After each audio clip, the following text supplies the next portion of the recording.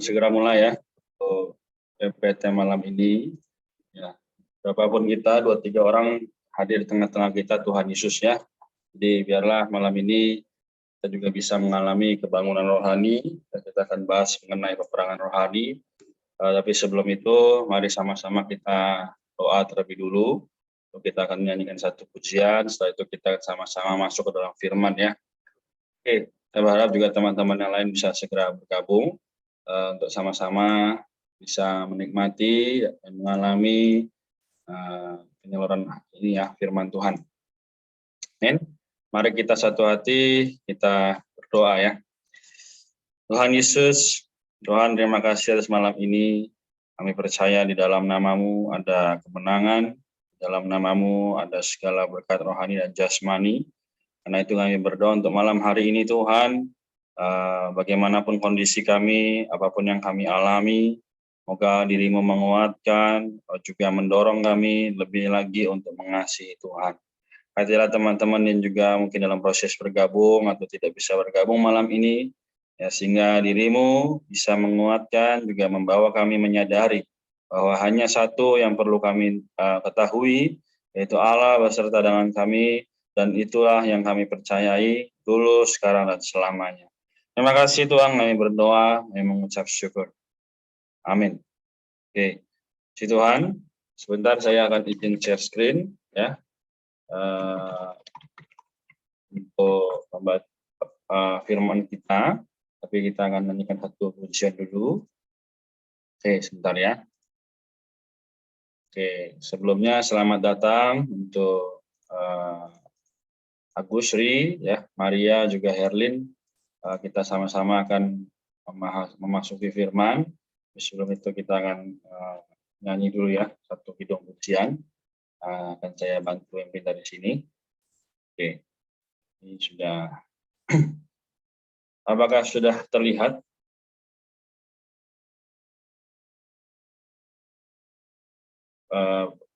PowerPoint atau gambarnya sudah terlihat belum? Sudah, Pak. Oke, terima kasih. Oke, kita akan segera nyanyikan ya, yang akan mimpin dari sini. Kita boleh baca sama-sama dulu, bait yang pertamanya ya. Kita baca, lalu kita nyanyikan sama-sama. Dalam kondisi mute tidak apa-apa. Ya. Bait yang pertama dikatakan, dosaku Yesus tanggung, domba kudus Allah. Laknatku Dia pikul hingga aku bebas. Salahku Dia angkut, domba tanpa celah. Menderita bagi aku, bayar hutang dosa. Oke, sangat baik ya berkatan dari kidung pujian ini. Jadi salah kita Dia angkut, Dia domba yang tanpa celah, menderita bagi kita, ya, sehingga Dia boleh membayar hutang dosa kita ya. Amin. Mari kita nyanyikan sama-sama.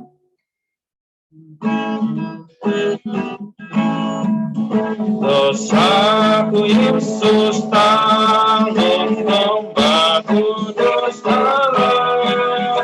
Laknatku Dia pikul hingga aku bebas. Salahku Dia angkut, domba tanpa celah. Menderita bagi aku, bayar hutang dosa. Satu lagi. Dosaku Yesus tanggung, domba kudus Allah. Laknatku Dia pikul hingga aku bebas. Salahku Dia angkut, domba tanpa celah. Menderita bagi aku, bayar hutang dosa. Dua. Sakitku Yesus tanggung, Dia rela disesat. Lemahku Dia pikul, aku sembuh sehat. Susahku Dia angkut dengan sepenuhnya.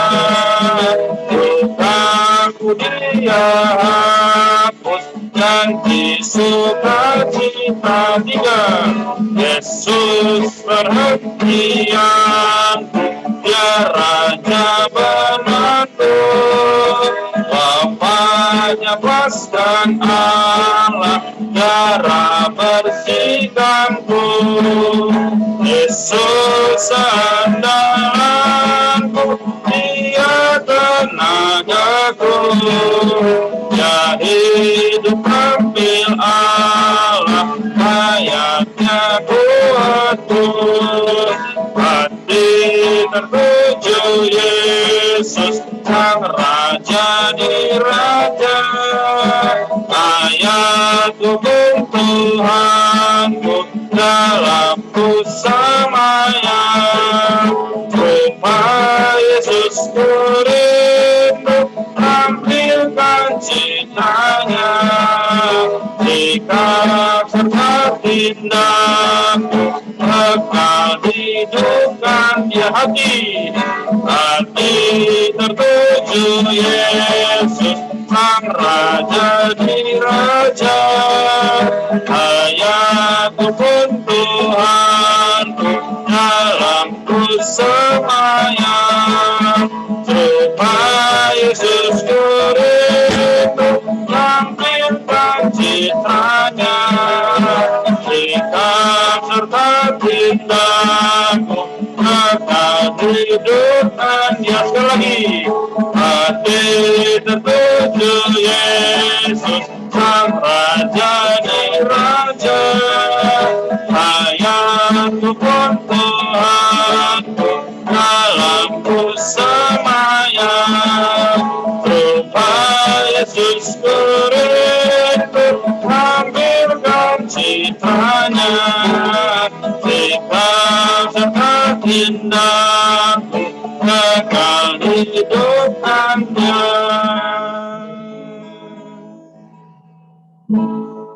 Oke, puji Tuhan ya. Jadi dari 4 bait ini kita bisa melihat bahwa tidak perlu kita takut sebenarnya, karena dosa kita telah Dia tanggung ya.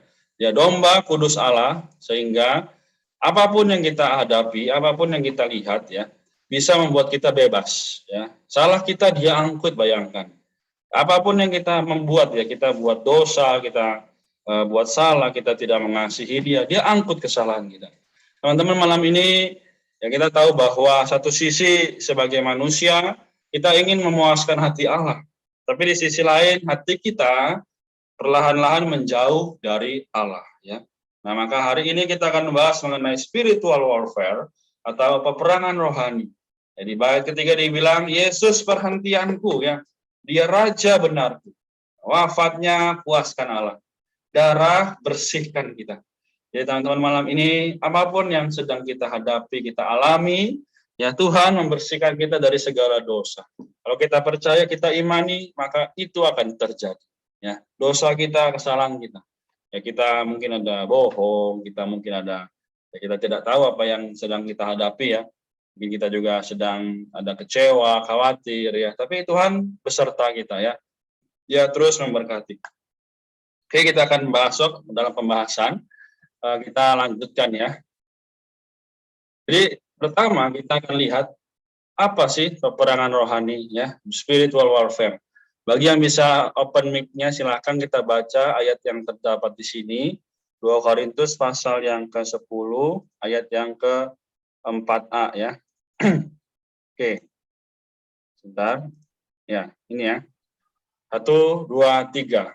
Karena senjata kami dalam perjuangan bukanlah senjata duniawi, melainkan senjata yang diperlengkapi dengan kuasa Allah.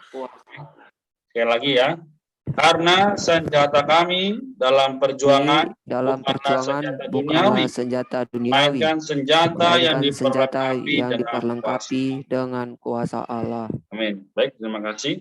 Ya, jadi teman-teman, malam ini akan membahas mengenai apa, yaitu perang. Nah, di sini saya ambil dari KBBI ya. Jadi ada 4 arti, yaitu yang pertama, permusuhan antara 2 negara, bangsa, agama, suku, dan sebagainya, ini perang ya. Yang kedua, pertempuran besar bersenjata antar 2 pasukan atau lebih ya. tentara, laskar, pemberontak, dan sebagainya. Nah, lalu yang ketiga, perkelahian atau konflik. Nah, yang keempat, cara mengungkapkan permusuhan. Ya. Lalu Tuhanlah yang menentukan kalah menang. Teman-teman sekalian, kita berperang bukan melawan, kayak ini ya, 17 Agustus 45 ya, Indonesia lawan Belanda ya. Tapi perang di sini artinya kita dalam kehidupan rohani terus berperang ya. Iblis dengan Allah memiliki kita ya. Tapi kita pilih yang mana? Kita pilih iblis atau kita pilih Allah? Semua orang pasti akan pilih Allah. Semua orang pasti akan pilih, oh saya ke Tuhan, gitu ya. Malam ini ya, kita akan menyampaikan beberapa perkara, yaitu tidak mudah untuk menang situasi ini ya. Karena di dalam kehidupan kita nanti kita akan masuk banyak perkara yang tidak sesuai dengan apa yang kita lihat sebenarnya. Oh, kayaknya mudah nih lawan iblis. Tinggal doa aja, tinggal baca Alkitab aja. Tapi tidak seperti itu ya. Maka kita akan melanjutkan di permusuhan ya. Memang ini sudah dari dulu ya, dari sejak kitab Kejadian. Ya, di mana ular tua itu ya, dia menghasut Hawa ya, sehingga bisa makan buah itu. Sampai sekarang kita terus bermusuhan dengan iblis harusnya. Dan memang sepantasnya demikian. Dan kita akan menjadi orang-orang yang menang ya dalam kitab Roma. Kita lebih daripada pemenang. Oke. Kemudian lanjutkan. Ya, jadi kita boleh baca ya, mungkin dalam kondisi ini tidak apa. Matius 6 ayat 9 sampai 10, juga 2 Timotius 3 ayat 12 di sini ya. Matius 6 ayat 9 sampai 10, karena itu berdoalah demikian. Bapa kami yang di sorga, dikuduskanlah namamu. Datanglah kerajaanmu, jadilah kehendakmu di bumi seperti di surga. Oke. Lalu apa? 2 Timotius 3:12, memang setiap orang yang mau hidup beribadah di dalam Kristus Yesus akan menderita aniaya. Nah, ini sangat berkebalikan ya. Jadi Matius 6 ayat 9 sampai 10 bilang apa? Kami yang di sorga, dikuduskanlah namamu, datanglah kerajaan. Mudah ya? Oh, datanglah kerajaan. Tapi apa? Ternyata kerajaan Allah juga diserang oleh muslihat atau tipuan dari si iblis, si jahat. Yang apa dikatakan, ketika kita mau hidup beribadah kepada di dalam Kristus Yesus, kita harus apa? Menderita aniaya. Nah, hari ini misalnya kita ya jam 7 malam ya kan, hari Jumat, biasanya kita ada buat jadwal, wah aku mau nih hangout sendiri, misalnya jalan kemana, atau aku mau melakukan hobiku. Tapi apa? Kita dianiaya nih, sehingga kita harusnya bisa bersenang-senang, tapi kita harus ada pilihan. Wah, aku ikut MPT atau aku senang-senang ya. Ini contoh. Jadi misalnya kita baca Alkitab, wah, aku udah jadwal nih jam 9 pagi mau baca Alkitab. Tapi ketika itu ada juga tawaran, harus pergi nonton, harus pergi jalan-jalan ke taman safari misalnya. Kita pilih mana? Nah, ini adalah kita menderitanya. Jadi iblis menganiaya kita itu bukan dengan tusuk tangannya biar sakit gitu. Enggak. Tapi kita betul-betul dianiaya dari dalam. Sehingga kita perlu membuat pilihan yang sangat-sangat berat gitu. Aduh, ini tinggal klik join Zoom meeting ya kan, misalnya aduh tinggal chat. Tapi kok susah ya. Artinya apa? Kita menderita. Nah, kita pilih mana? Kita berperang, kita harus menggunakan apa? Nanti kita akan bahas. Tapi teman-teman, poin di slide ini saya akan tekankan lagi apa? Jadi ketika kita berdoa bagi kerajaan Allah, sebenarnya iblis juga tidak senang. Dan dia memang tidak pernah setuju supaya manusia bisa dekat dengan Allah. Jadi hari ini ya ada beberapa dari kita ya, Time, Agusri, Herlin, ya Maria, saya, kita bersyukur kita segelintir orang ini rela dan mau dan dambang untuk mengejar kebenaran. Tapi teman-teman yang lain kita juga berdoa supaya mereka di dalam kesibukan ya tidak menjadi hilang kesempatan atau tidak hilang kemenangan. Nah, oke, kita lanjutkan ya. Jadi moga firman malam ini kita boleh sama-sama berkata, Tuhan, memang aku akan menderita aniaya. Tapi apa? Aku berdoa supaya Engkau boleh datang dengan kerajaan. Hari ini aku sudah percaya dan yakin bahwa Engkau adalah Allahku. Tapi apakah kita yakin dan percaya kita menang? Ini yang menjadi pertanyaan ya. Oke, selanjutnya kita perlu tahu bahwa ada satu topik besar di dunia ini, itu apa? Kerajaan Allah melawan kerajaan iblis. Kerajaan Allah adalah semuanya kudus. Semuanya penuh dengan kemuliaan. Sedang kerajaan iblis apa? Kerajaan iblis penuh dengan tipu daya. Penuh dengan muslihat. Yang membuat orang kelihatannya nyaman. Tapi ternyata tidak bisa mendapatkan kemuliaan. Nah, jadi tipuan ini membuat manusia merasa, oh aku sudah punya banyak hal hari ini di dunia. Sudah punya ini, sudah punya itu, sudah bisa ini, sudah bisa itu. Tapi ternyata di hadapan Allah tidak ada yang bisa dibanggakan. Ya, Matius pasal 7. Kita tahu bahwa di situ berkata apa? Banyak orang berkata, Tuhan, Tuhan, aku mengusir setan demi namamu. Aku juga beribadah demi namamu. Tapi Tuhan berkata apa? Enyahlah engkau semua pembuat kejahatan. Jadi teman-teman boleh cek lagi di Matius pasal 7 ya. Jadi sekali lagi hari ini sangat bertarik-tarikan. Antara iblis juga Allah. Nah, kita pilih mana? Teman-teman, kalau kita mau berperang bersama Allah, kita harus terjun ke dalam peperangan rohani ini. Itu kita pilih Allah, kita kuduskan diri kita, sehingga kita bisa berdiri di pihak Allah dan mengalahkan iblis. Mudah tidak? Tidak mudah. Bisa nggak? Bisa, asal kita mau. Ya. Jadi sekali lagi, saya juga bukan berarti orang yang sudah selamanya menang, tapi saya juga belajar di sini. Bagi teman-teman yang mungkin nanti akan lihat di YouTube ya. Jadi setiap kita, siapapun kita, kalau kita tidak bersandar pada Tuhan, pasti yang terjadi adalah kekalahan dan tidak ada damai sejahtera. Memang kita akan hidup. Memang kita akan merasakan namanya sukacita sementara. Oh, aku bisa nonton bola, oh, aku bisa nonton apa K-pop ya sebagainya. Tapi ternyata itu semua adalah kerajaan iblis. Nah, jadi teman-teman malam ini, perkataan ini adalah perkataan berdasarkan firman Tuhan. Saya hanya menyampaikan bahwa kita semua mendapatkan terang yang baru ya. Saya juga ketika menyiapkan firman ini, saya betul-betul mendapatkan satu dorongan yang besar. Tuhan, bagaimana sikap saya? Bagaimana cara saya hidup hari ini? Apakah sudah sesuai dengan firman Allah? Atau malah, ya sudahlah. Yang penting aku hidup aja, ya. You only live once. Saya hidup sesuai dengan apa yang saya pandang benar. Tapi ternyata apa? Ya, kita perlu menyadari satu hal, yaitu tidak ada yang bisa kita kerjakan kalau Allah tidak bersama kita dan kita tidak bersama dengan Allah. Amin. Kita lanjutkan ya. Kita bisa lihat ya. Jadi saya akan cuplik sedikit dalam Yesaya pasal 14 ayat 12 dan 15 dan Yeskiel 28 ayat 11 sampai 17. Nanti teman-teman boleh buka ya kitabnya di garis bawahi. Mulai Raja Babel dan Raja Tirus, keduanya adalah alat yang dipakai iblis. Allah memperlihatkan proses pemberontak. Jadi kalau kita atau siapapun itu dia memberontak, dia tidak sukakan yang baik. Dalam 2 Timotius ya nanti kita juga akan lihat pasal yang ketiga ya. Jadi betul-betul adalah iblis yang mengerjakan. Iblis, kerajaannya dan para utusannya dengan berbagai tingkatan adalah pemerintah-pemerintah, penguasa-penguasa, penghulu-penghulu dan roh-roh jahat Yuda. Ini adalah ilustrasi ya. Jadi kita tahu bahwa ketika kita sedang berdoa, kita sedang berhadapan dengan dua situasi. Yaitu apa? Yang pertama di sebelah kiri adalah terang. Di sebelah kanan adalah gelap. Jadi antara gelap dan terang ini sedang menginginkan kita. Tapi kita pilih mana? Terkadang kita lebih suka atau saya sendiri lebih suka kepada yang gelap. Nah, maka di situ iblis menang saat itu. Tapi kalau saat itu saya suka akan yang kudus, saya suka akan yang baik, Kristus menang. Teman-teman, kita pilih mana? Semoga sepanjang usia kita sampai Tuhan datang kembali, kita dikuduskan. Banyak orang buat konten di TikTok, YouTube, Instagram yang memamerkan diri mereka. Aku, dan aku. Tapi apa? Mana Kristusnya? Mana Tuhannya?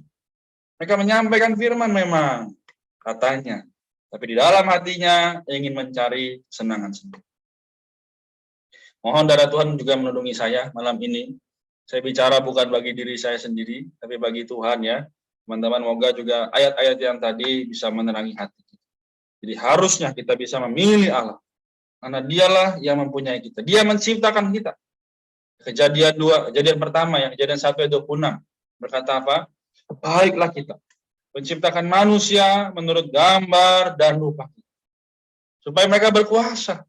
Sebenarnya Allah menciptakan manusia, menciptakan Anda dan saya, supaya kita bisa sama-sama berkuasa atas segala sesuatu, tapi malah hari ini kebalikan. Internet, Google, apapun itu, ya, sosial media menguasai kita ternyata.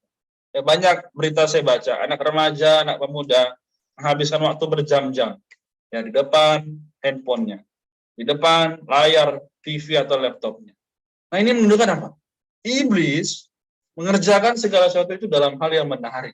Ya, dia berikan ini, dia berikan itu, kemudahan ini, kemudahan itu. Sehingga orang juga apa? Ini contoh yang ya kurang baik ya sebenarnya. Ada Alkitab di dalam handphone. Boleh digunakan, asal kita menggunakannya dengan baik, dengan sungguh-sungguh. Kenapa? Ketika ada Alkitab di handphone kita baca, ada notifikasi masuk, wah itu sudah kita tidak fokus lagi, ya. Maka kalau misalnya baca Alkitab di handphone, alangkah baiknya dibuat mode pesawat atau dimatikan paket datanya, ya, supaya kita ini tidak kalah dengan iblis yang begitu mempunyai tipu muslihat. Ya, jadi malam ini kita yang mendengar, semoga Tuhan menguatkan kita, ya. Tuhan menjadikan kita anak Allah. Ini adalah pembahasan yang pertama. Di minggu-minggu depan kita akan bahas mengenai spiritual warfare atau peperangan rohani dengan bagian yang lainnya, ya. Ini hanya bagian yang pertama. Oke. Lalu kita lihat lagi. Maju sedikit. Oke. Semua pekerjaan rohani adalah peperangan. Semuanya, tidak terkecuali. Nanti ada beberapa hal yang kita bahas. Yang pertama adalah memberitakan Injil adalah peperangan. Oke, kita boleh baca ayatnya sama-sama. Yang bisa buka open mic silahkan. 1, 2, 3. Untuk membuka mata mereka, supaya mereka berbalik dari kegelapan kepada terang dan dari kuasa iblis kepada Allah. Ya, jadi hari ini apa? Supaya mereka berbalik dari kegelapan kepada terang. Ya, teman-teman sekalian, malam ini kita tahu bahwa yang gelap-gelap lebih menarik, yang keren-keren lebih menarik. Tapi firman Allah yang hanya polos, ya, Kejadian sampai Wahyu terkadang membuat orang muda tidak ada gairah, atau tidak ada kedambaan untuk membaca firman Tuhan. Maka malam hari ini, jika ada perasa di dalam kita, ya benar Tuhan, aku harus datang kembali pada Tuhan. Aku harus datang kembali kepada Allah. Lakukanlah. Jangan ditunda-tunda lagi. Nah, kalau ditunda, yang terjadi adalah kita akan kehilangan terang. Kita akan kehilangan kuasa Allah. Maka kita akan disedot atau ditarik ke dalam kegelapan. Ditarik dalam kuasa iblis. Teman-teman sekalian, semoga kita semua bisa diselamatkan dari situasi ini. Jadi, jika teman-teman malam ini terberkati, boleh bagikan ayat-ayat atau firman yang tadi didapat kepada teman-teman yang lain. Share di sosial media, di story Instagram, di status WA. Supaya mereka melihat, wah kok tiba-tiba Herlin, tiba-tiba Time rohani ini, apa yang terjadi? Maka mereka akan diselamatkan. Mereka akan juga menang bersama kita ketika berperang hari ini. Ya. Yang kemudian adalah, semua pekerjaan rohani ini, apa? Adalah peperangan yang kedua. Membina kaum beriman adalah peperangan. Jadi pertama tadi memberitakan Injil. Ya, ketika kita mau memberitakan firman, pasti ada aja yang menghalangi. Entah itu kita tiba-tiba tidak ada gairah, entah itu tiba-tiba teman kita merasa, kok lu so rohani deh, kayak pendeta gitu kan. Saya nggak suka terhadap hal yang rohani. Nah, maka yang kedua adalah kita perlu membina kaum beriman supaya apa? Supaya kaum beriman terlepas dari penguasaan iblis melalui dosa, dunia, dagingnya, dan segala sesuatu yang berkaitan dengan ciptaan lama. Agar mereka makin mengenal nama Tuhan, membiarkan Tuhan lebih banyak memerintah atas mereka. Jadi pemerintahan hari ini atas nama siapa harusnya? Atas nama Tuhan. Tuhan kita Yesus Kristus. Malam ini memang mungkin banyak situasi terjadi, ya, hal-hal yang membuat kita takutan, yang membuat kita tidak yakin akan keselamatan, tapi Tuhan tahu, Tuhan menyediakan jalannya. Jadi katakan 2 Korintus pasal 4 ayat 4-5 berkata apa? Yang kita bisa baca sama-sama buat yang mau, ya. Karena senjata kami dalam peperangan bukanlah senjata duniawi, Dengan senjata yang diperlengkapi dengan kuasa Allah, yang sanggup untuk meruntuhkan benteng-benteng, yang mematahkan setiap siasat orang dan merubuhkan setiap kubu yang dibangun oleh keangkuhan manusia untuk menentang pengenalan akan Allah. Kami menawan segala pikiran dan menaklukkannya kepada Kristus. Ya. Jadi malam ini seperti ayat yang di poster ya, peperangan kita adalah perjuangan ya, bukan senjata duniawi. Ya, ketika kita berperang, kita menggunakan senjata, bukan senjata pedang ya, bazooka, bukan. Tapi hari ini peperangan kita adalah para senjata rohani, ya, yaitu apa? Doa, firman, doa, firman, doa, firman. Tuhan itu sendiri. Ya, Yohanes 1:1 berkata apa? Pada mulanya adalah firman, dan firman itu sama-sama dengan Allah, dan firman itu adalah Allah, si Tuhan ya. Jadi malam ini kita ketika mematahkan setiap kubu yang dibangun oleh keangkuhan manusia, angkuh ya, manusia ini angkuh artinya apa? Wah, ketika ada undangan Zoom online, ada undangan untuk beribadah ya kan, aduh kayaknya enggak deh, masih banyak tugas gue, kerjaan dan sebagainya, membuat manusia enggan untuk datang kepada Tuhan. Ini adalah perkara yang sangat krusial. Bagaimana kita mengasihi Tuhan, bagaimana kita berperang bagi Tuhan, sangat ditentukan dari sikap kita memilih. Kita pilih perkara duniawi atau kita pilih perkara rohani. Dan ini ya pilihan yang berat ya. Kalau misalnya kita nggak ikut teman-teman kita, nanti dijauhin. Misalnya kita nggak pilih pekerjaan, nanti nggak dapat uang. Ini sangat berat teman-teman. Maka kita terus perlu tadi apa? Kita berdoa, ya, kita dihadapkan dengan dua sisi, gelap dan terang. Kita pilih mana. Semoga kita semua memilih jalan yang terang, yaitu kita berperang sesuai dengan kehendak Allah. Oke. Kemudian, ini ada satu kutipan yang sangat baik ya. Sin is what you do when your heart is not satisfied with God. Ya, jadi dosa adalah apa yang kita lakukan ketika hati kita tidak puas dengan Allah. Kita nggak puas nih ya. Tuhan, kenapa situasiku gini-gini aja? Teman-temanku selama pandemi udah punya bisnis, teman-temanku selama pandemi udah bisa sukses. Aku belum. Akhirnya masuklah ke dalam jebakan apa?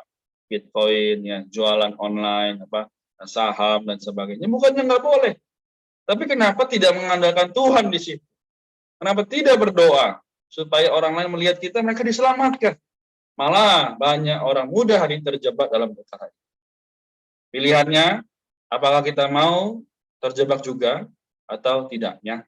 Jadi semoga malam ini kita semua mendapatkan perkara bagaimana Allah berkuasa atas kita. Ya. Jadi betul-betul bukan hanya diri kita yang diselamatkan, tapi teman-teman lain diselamatkan. Amin. Kemudian kita lanjutkan. Prinsip peperangan rohani adalah yang pertama, jangan gunakan kekuatan sendiri. Ya. Jadi kita tahu bahwa kita menggunakan kekuatan sendiri rasanya bisa ya. Aku ini merasa bahwa bisalah doa, bisalah baca kitab. Nggak taunya ketika mau baca, ketika mau berdoa ngantuk. Ya. Ketika mau baca, ketika mau berdoa ada gangguan dari hal yang lain. Nah ini berarti sebenarnya banyak perkara yang tidak bisa kita gunakan sendiri. Ya, maka apa? 2 Korintus 10:3-4 dikatakan, memang kami masih hidup di dunia, tapi kami tidak berjuang secara duniawi. Karena senjata kami adalah peperangan bukan senjata duniawi, melainkan senjata yang diperlengkapi dengan kuasa. Sanggup untuk meruntuhkan benteng-benteng. Puji Tuhan. Jadi Tuhan sudah menyediakan senjata rohani. Dia sudah menyediakan segala sesuatu yang baik agar kita bisa berperang dalam situasi hari ini. Ya, yang berikutnya, ini kita semua juga sudah tahu ya. Kita juga perlu menjaga posisi kenaikan ya. Kita menggunakan senjata rohani. Ya, ada di dalam Efesus pasal yang ke-6 ayat 10-18. Katakan apa? Segala doa dan permohonan, ya, perisai iman, lalu ada ketopong keselamatan atau helm ya, baju zirah keadilan, ikat pinggang kebenaran, pedang roh firman Allah, kasut Injil damai sejahtera. Ini semua didapatkan atau diperoleh di mana? Di dalam firman, di dalam doa. Nah, maka teman-teman, malam ini jika kita ada perasaan untuk terus bangkit dalam perkara rohani, bangkitlah. Karena Kita tidak bisa memaksa, tapi hanya firman Allah yang bisa mengubah, menguatkan kita dari dalam, ya. Oke, saya harap teman-teman dapat poinnya. Poin berikutnya ada apa? Harus ada doa peperangan. Efesus 6 ayat 18. Dalam segala doa dan permohonan berdoalah setiap waktu. Bayangkan, berdoa setiap waktu. Berarti apa? 24 jam sehari, 7 hari seminggu, ya. Maka 365 hari, ya kan? Dari Januari sampai Desember, kita perlu berdoa setiap waktu. Tapi apa? Di dalam roh. Dan berjaga-jagalah dalam doamu itu dengan permohonan yang tak putus-putusnya untuk segala orang kudus. Semoga kita semua malam hari ini bisa mendapatkan makna bahwa Tuhan mendambakan agar setiap kita memiliki kemajuan rohani, ya, kemenangan rohani. Seperti tadi dalam kidung pujiannya berkata, dosaku Yesus tanggung, domba kudus Allah. Nah, hari ini dosa kita dia yang tanggung, bayangin. Kita lakukan salah tapi Tuhan yang tanggung. Ya, 2000 tahun yang lalu dia mati di kayu salib. Bukan untuk perkara yang sepele. Ya, di dalam kondisi manusia dia merasakan sakit, ya, dia dipaku, dicambuk, dimahkotai duri. Semuanya untuk apa? Untuk kita hari ini. Kalau kita hari ini tidak berdoa, tidak sungguh-sungguh datang pada Tuhan, ya udah. Yang terjadi adalah kita kehilangan kesempatan untuk menang. Nah, teman-teman, maka malam ini saya akan sebentar lagi akhiri, ya. Sudah mau selesai. Semoga kita semua memiliki pandangan, ya. Jadi pertama tadi apa? Kita harus ada memiliki kekuatan rohani, ya, bukan kekuatan sendiri. Kalau kita perlu menjaga posisi kenaikan, kita juga perlu menggunakan senjata rohani dan harus ada doa peperangan. Yang terakhir adalah oleh darah dan perkataan kesaksian mereka. Ya, Wahyu 12 ayat 11 berkata, dan mereka mengalahkan dia oleh darah anak domba dan oleh perkataan kesaksian mereka. Karena mereka tidak mengasihi nyawa mereka sampai ke dalam maut. Teman-teman, semoga kita sama-sama boleh mengalahkan dia, iblis, kuasa jahat, oleh darah anak domba. Ya. Kita boleh baca sama-sama yang saya buat tebal ini, ya. Mereka mengalahkan dia oleh darah anak domba, oleh perkataan kesaksian mereka. Sorry, kurang R, ya, typo. Tapi teman-teman, maknanya adalah kita hari ini telah menerima darah. Tuhan telah berdarah bagi kita di kayu salib. Dan darah itu khasiatnya atau manfaatnya kekal. Dari dulu, sekarang, sampai selamanya. Jadi moga malam ini tidak hanya kita menjadi orang yang dikuduskan, tapi kita menjadi orang yang mengalahkan oleh darah anak domba. Ya, darah Yesus itu sendiri. Memang kita tidak melihatnya sekarang secara fisik, tapi semoga kita bisa mengalami dan menikmatinya secara rohani. Itu di dalam kita membaca firman Tuhan setiap hari. Siapa yang masih ada jadwal pribadi, teruskan. Ya, kalau masih ada bolong-bolong, kuatkan lagi baca Alkitabnya, doanya. Ya, ini hanya sekedar penyampaian. Tapi di dalam baca dan doa kita secara pribadi, di situ Allah bisa berbicara secara pribadi. Ya. Jadi ini yang terakhir adalah kita harus berani. Ya, di dalam bahasa Inggrisnya, God gives his hardest battles to his bravest soldiers. Juga, don't quit. Somebody is praying for you, and you will make it through this. God is on your side. Ini ada kata-kata dorongannya buat kita semua. Jadi beranilah, maju. Kita harus bersama dengan Allah. Kenapa? Allah memberikan peperangan yang terberat hanyalah kepada prajurit yang paling berani. Kita doa, kita baca kitab setiap hari, kita kalahkan semua tipu muslihat iblis. Semua hal yang membuat kita tidak bisa dekat dengan Allah, kita kalahkan. Ini di dalam darah anak domba. Jadi juga jangan mundur. Jangan jadi lemah terus, udahlah, aku kalah. Tapi apa? Teman-teman, somebody. Ada seseorang di sana yang nggak tahu siapa. Mungkin saya doakan kalian, memang saya doakan kalian semua. Tapi perkara ini harus kita juga tahu bahwa somebody is praying for you. Seseorang berdoa untuk Anda. Ya, pasti orang tua kita berdoa untuk kita. Ya, teman kita. Ya, gembala kita berdoa untuk Anda. Dan kamu bisa melewati ini. Karena apa? Allah ada di pihak kita. Ya. Jadi dulu ada lagu sekolah minggu ya. Aku pahlawan kecil. Ya, aku di pihaknya. Siapakah lawan kita gitu ya. Ini hanya sekedar lagu saja. Tapi semoga ini menjadi dorongan sehingga kita tidak mundur, kita tidak kalah, tapi Tuhan yang dimuliakan dan kita dibawa ke dalam kemuliaan tersebut ya. Jadi malam ini sampai di sini, semoga kita semua mendapatkan maknanya. Tapi semoga Tuhan sendiri yang menguatkan ya. Mari kita berdoa, kita tutup persekutuan malam ini, setelah itu kita boleh ada foto bersama ya. Amin. Tuhan Yesus, Allah kami yang kami kasihi, kami mengucap syukur bahwa firman-Mu adalah terang. Firman-Mu adalah senjata rohani kami. Malam ini kami berdoa supaya teman-teman yang tidak bisa hadir, mereka juga bisa menikmati dan mengalami bagaimana firman Allah menjadi terang. Firman Allah menjadi senjata. Tuhan Yesus, kami berdoa, kuatkanlah kami masing-masing yang ada di sini, sehingga diri-Mu bisa memakai kami sesuai dengan kehendak-Mu.